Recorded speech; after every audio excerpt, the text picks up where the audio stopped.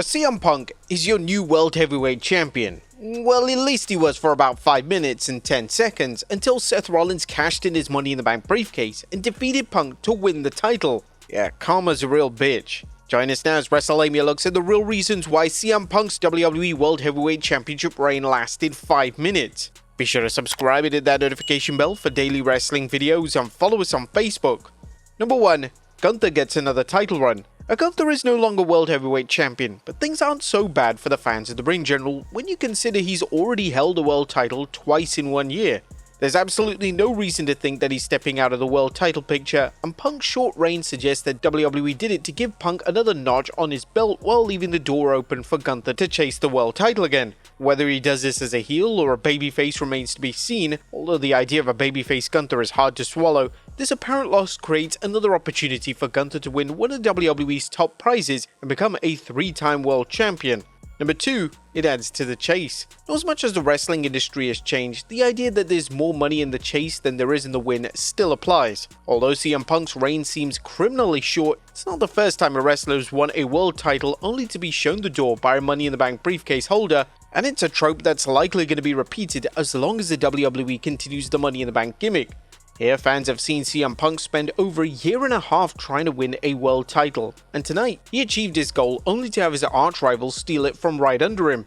Karma is definitely a bitch, as let's not forget that Punk was involved in Drew McIntyre losing the World Heavyweight Championship in record time at WrestleMania 40. In fact, they almost share the same title length reign, with Drew McIntyre only holding it for a couple of seconds longer. WWE has to believe this is a formula for a money-making feud, and that Punk's loss and fan sympathy at how he was robbed of the title will encourage fans to stay tuned in and support Punk, whether it's through buying merch or tickets to live events. Number 3, it elevates Rollins to Raw's number 1 heel. Seth Rollins has been at the top of Raw for years. Now that he's heel again, having him steal CM Punk's hard-won and well-deserved world title win cements him as Raw's number 1 heel. Rollins' reputation as a schemer has reached new heights this year, starting with his alliance with Paul Heyman and continuing with his recruitment of Bronson Reed and Bron Breakker. Throw in an undeserved Money in the Bank win and a sketchy cash-in, and you have all that's needed to have fans emptying their wallets to see Rollins get his comeuppance. However, WWE may have overreached here, angering fans so much that Rollins will have go-away heat where fans are so irked that Punk's reign ended in minutes that they tune out of WWE programming. Or with the NFL returning in a few weeks, it'll be interesting to see if WWE struck gold or shot itself in the foot. Number 4, it elevates Heymons' group even more. A Punk's short reign reflects just how powerful Paul Heymons' group has become. While Seth Rollins is the man who cut Punk's title reign short, Rollins' muscle of Bron Breakker and Bronson Reed have played an integral role in every step of Seth's journey. While Breakker and Reed haven't had much to do other than serve as Rollins' lackeys, this could change thanks to a run with the tag team titles or a situation where the two serve as a gauntlet for would-be challengers to run before they get a shot at the championship. Names like LA Knight and Jey Uso come to mind. One thing's for sure, WWE really upped the idea that Paul Heyman was the brains behind this whole operation, as Wade Barrett couldn't stop singing Paul Heyman's praise as being the one who really was the mastermind behind this on commentary. Having Paul Heyman by his side has really paid off, and it makes him one of the most lucrative managers to ever have by a wrestler's side. Number 5, Punk is no stranger to Money in the Bank cash-ins. A CM Punk situation may seem sad to his fans, but consider this. CM Punk is no stranger to Money in the Bank cash-ins as he successfully cashed in the briefcase twice in a row. The first time was against Edge, while the second was against Jeff Hardy, a cash-in that led to Punk turning heel. Punk knows the way the briefcase works, which could set things up for the next reason why his reign was so short-lived, as could he turn heel? Punk's woefully short reign could also pull the trigger on a Punk heel turn, something that's been discussed ever since Punk's 2023 return to WWE. Fans still remember the tense standoff between Punk and Cody Rhodes before 2024's Royal Rumble, a standoff that saw Punk acting heelish during his promo. While Punk has been a fan favorite throughout his current run in WWE, he's also pointed out that he's not into it to please the fans, but to further his career. Seeing himself shortchanged by Rollins may lead to Punk realizing they may have taken his eye off the ball by catering to the fans, and it's time to look out for number 1. If WWE does turn Punk heel, the Second City Saint can build instant heat by complaining about the cash-in, despite the fact that he's done the same 2 times.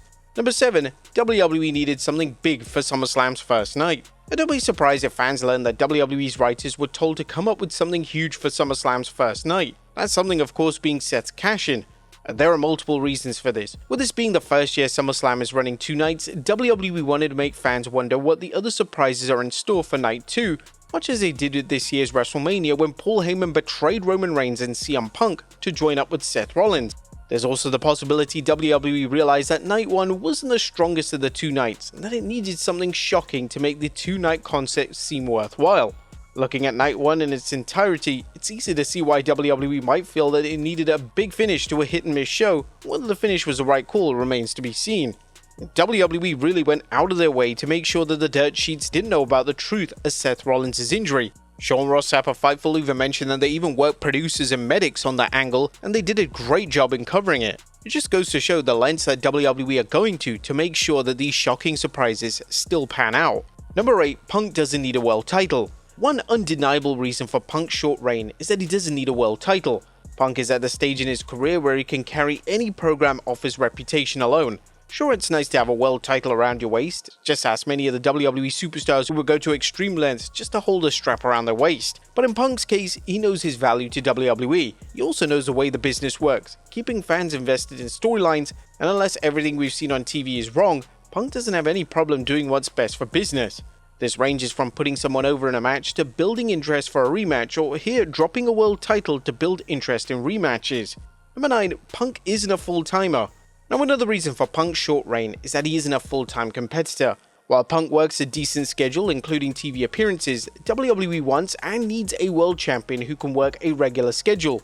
While there are occasional exceptions, of John Cena's reign as WWE Undisputed Champion being one such example, because WWE likely believes Cena's farewell tour justifies a part-time player holding a world title, WWE seems more committed to having a full-time world champion. Seth Rollins is a full-time world champion and can defend the title anytime he's asked, whether it's on TV, PLEs, or the increasingly infrequent house shows. He could also appear in interviews as needed, giving fans and the media instant access to Raw's world champion. Number 10. It adds to Roman vs Punk vs Rollins. A Punk short title reign as champion also adds to the Roman Reigns vs CM Punk vs Seth Rollins feud. As we mentioned, Punk could turn heel thanks to Seth Rollins sandbagging his title reign. Even if he doesn't, Punk now has an added incentive for wanting to get his hands on Rollins. And as far as he's concerned, Roman Reigns is just someone who's in the way. This could lead to a mini feud between Punk and Reigns, as Rollins will hope they'll destroy each other, or fans wondering whether Punk and Roman might join forces to take out Rollins and his crew. Whatever the case, the slowly developing program between the three has another layer to it. I mean, it's obviously clear that this feud is not over, and it seems like all things are pointing towards the feud culminating in a Hell in a Cell match. At number 11, WWE thinks they surprised its fans. And did WWE pull the proverbial wool over the WWE Universe's eyes by having Seth Rollins stage an injury and pretend he wouldn't be able to compete for some time? Now, we're doubtful that many fans were fooled that Seth was actually injured, but WWE apparently seems to think so. Here, WWE kept fans in the dark about the nature of Rollins' injury, with fans even hearing supposed stories of WWE's original plans for Seth's cash-in, and how his absence from SummerSlam led to them scrambling their plans. WWE's strategy was to keep its fans in the dark so that when Seth did show up at SummerSlam, they'd be shocked, and also led to believe that Rollins is WWE's mastermind of villainy. The downside to this is that it's unlikely that many fans were fooled. In WWE's case, it's a classic case of the boy who cried wolf. Fans have been lied to so many times by WWE officials, including Nick Khan denying Pat McAfee couldn't make it to a WWE event, only for McAfee to show up, that they know not to trust WWE statements.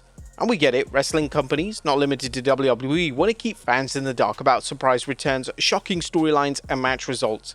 However, WWE does such a bad job at trying to fool the fans that it's inevitable that more people will feel like WWE is insulting their intelligence. Rollins' surprise cash-in was anything but a surprise, and just as bad was the way he did it was something that fans have seen way too many times. A wrestler using the briefcase as a weapon takes out an already weakened opponent and covers them to become champion. Now, on paper there's nothing wrong with the Money in the Bank concept, but when it becomes formulaic, it becomes a problem. What do you guys think of CM Punk's very short reign of 5 minutes and 10 seconds? Let us know in the comments down below. I'll see you next time with some more wrestling content.